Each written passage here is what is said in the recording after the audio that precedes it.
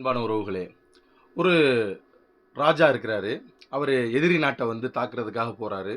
எதிரி நாடு ரொம்ப பலம் பொருந்திய ஒரு நாடு. அதாவது இவருடைய படையை விட ஒரு 2 மடங்கு அதிகம் படை கொண்ட ஒரு நாடு. ஆனா, இவர் மனசுல ஒரு எண்ணம் இருக்கு. கட்டாயமாக அந்த நாட்ட வென்று விடலாம் அப்படின்னு சொல்லும்போது, சரி படை எப்படி இருக்கு அப்படின்னு பார்க்கறதுக்காக போறாரு. தளபதிய கூப்பிடுறாரு. தளபதிட்ட கேட்கிறாரு, "என்ன தளபதியாரே, நம்ம போருக்கு செல்றோம். வென்று விடலாமா?" அப்படின்னு கேட்கும் பொழுது, "வென்று விடலாம் என்று நினைக்கிறேன் மன்னா" அப்படின்னு சொல்றாரு.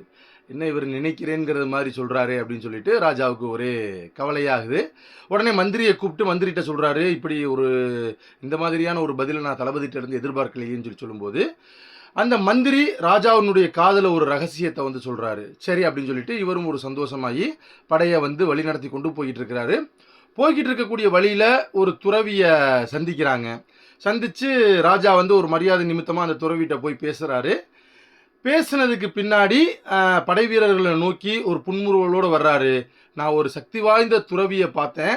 அந்த துறவி எனக்கு சில விஷயங்களை சொல்லியிருக்கிறாரு.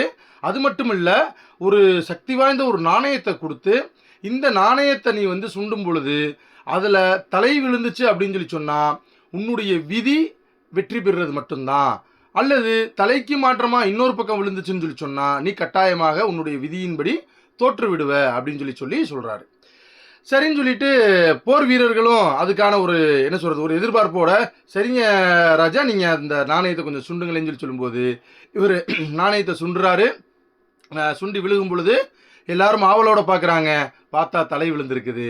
எல்லாருக்கும் ஒரே ஆரவாரம், எல்லாருக்கும் ஒரே மகிழ்ச்சி. வேகமாக போருக்கு போகிறாங்க. போரில் கடுமையான முறையில் சண்டை நடக்குது. போரில் வெற்றி அடைகிறாங்க. வெற்றி அடைஞ்சதுக்கு பின்னாடி தளபதியார் வர்றாரு. வெற்றியை காணிக்கையாக்குறாரு. அப்போ மன்னர்கிட்ட ஒரு வார்த்தையை சொல்கிறாரு, "நாம் வெற்றி பெறுவோம் அப்படிங்கிறது நம்மளுடைய விதி மன்னா. அந்த விதியினுடைய அடிப்படையிலேயே இந்த வெற்றி இன்னைக்கு சாத்தியமாச்சுன்னு சொல்லும் பொழுது அந்த மன்னர் அப்போ ஒரு உண்மையை போட்டு உடைக்கிறாரு. மந்திரி சொன்ன ரகசியமும் அதுதான். அதாவது துறவியை போய் பார்த்து வந்ததுக்கு பின்னாடி ஒரு நாணயத்தை சுண்டினார் இல்லையா, அந்த நாணயத்தை எடுத்து தளபதியார்ட்ட காமிக்கிறாரு. காமிக்கும் பொழுது 2 பக்கமுமே தலையாக இருந்தது. இந்த கதையிலிருந்து நமக்கு ஒரு விஷயம் புரிய வருது. அதாவது எந்த ஒரு செயல்பாட்டிற்கும் நமக்கு அடிப்படை தேவை என்ன அப்படின்னு சொன்னா நம்பிக்கை.